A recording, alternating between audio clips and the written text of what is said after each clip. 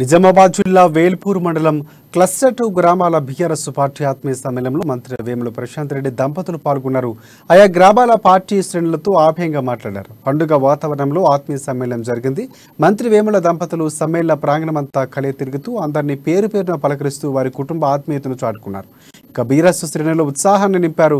మీటింగ్కు వచ్చిన వారికి మంత్రులు వేముల ప్రశాంత్ రెడ్డి దంపతులు భోజనాలు వడ్డించారు.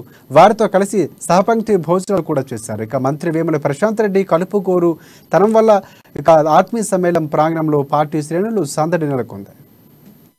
నేను ఇంతకుముందు కూడా చాలాసార్లు చెప్పి ఉన్నా, మీరు లేనిదే ఏ నాయకుడు కూడా లేడు, మీరు లేనిదే ఏ పార్టీ కూడా లేదు. అయినా సరే ఏ నాయకుడైనా సరే నిలబడాలంటే కమిట్మెంట్తో కూడినటువంటి కార్యకర్తలు ఉంటేనే ఆ పార్టీ నిలబడుతుంది, ఆ నాయకుడు నిలబడతాడు.